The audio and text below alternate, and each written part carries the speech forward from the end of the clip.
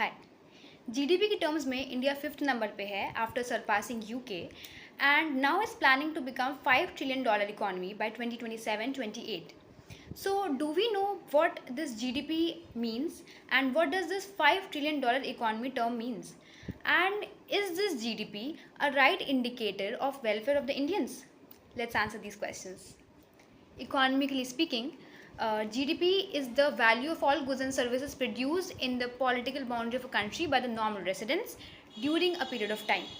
इसका मतलब ये है कि इंडिया में जितनी भी कंपनीज हैं, चाहे वो फॉरेन है चाहे वो इंडियन है, जो भी उन्होंने प्रोडक्शन किया है गुड्स का, सर्विसेज का, उसकी टोटल वैल्यू को हम जीडीपी कहते हैं. Let's clear it out further.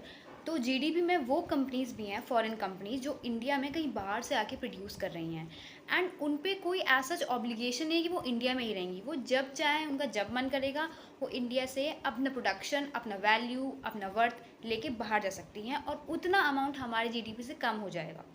तो अब हम अपने नेक्स्ट क्वेश्चन पे आते हैं कि क्या ये जीडीपी एक वेलफेयर इंडिकेटर है या फिर जस्ट एक इकोनॉमिक कॉन्सेप्ट है. Let's find out. मैं इस क्वेश्चन का जवाब आपको हाँ या ना में नहीं दूंगी.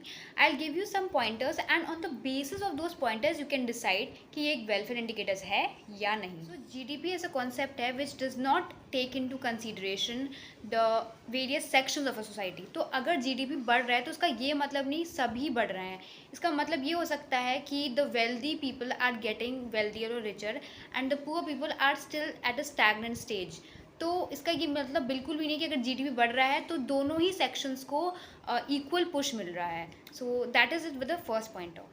Second, change in prices. तो अगर जीडीपी का मैं एक बहुत सिंप्लीफाइड वर्जन बताऊं फॉर्मूले का, तो है प्राइस इनटू क्वांटिटी. मतलब जितना प्रोड्यूस हुआ in the economy into price, तो वो हमारी होगी जीडीपी. ठीक है. तो अगर वो जीडीपी इंक्रीज इन प्राइस मतलब महंगाई या इन्फ्लेशन की वजह से बढ़ रही है, तो वो अच्छी बात नहीं है. It's not a welfare measure. क्यों? क्योंकि इन्फ्लेशन हो रहा है, महंगाई हो रही है, तो उसमें हमारा कोई भला नहीं है. इसलिए कहते हैं कि जीडीपी को बढ़ना चाहिए due to production and not inflation. Third point, rate of population growth. तो अगर रेट ऑफ पॉपुलेशन ग्रोथ ज़्यादा है रेट ऑफ जीडीपी ग्रोथ से, तो दैट्स अ प्रॉब्लम. क्यों? क्योंकि गुड्स एंड सर्विसेज की पर पर्सन अवेलेबिलिटी कम हो जाएगी. The fourth and the most important point जो मुझे लगता है, नेचुरल डिग्रेडेशन. जितना भी हम पेड़ काटते हैं, नेचुरल डिग्रेडेशन करते हैं, पोल्यूशन फैलाते हैं, वो सब जीडीपी के अकाउंट में नहीं आता. तो that is why that's a huge con for GDP. So these were the 4 major highlights relating to the GDP, and before feeling too proud in the fact that we are the world's 5th largest economy, we should also know the logic going on beyond it and behind it. So I guess that is it with the video. Thank you.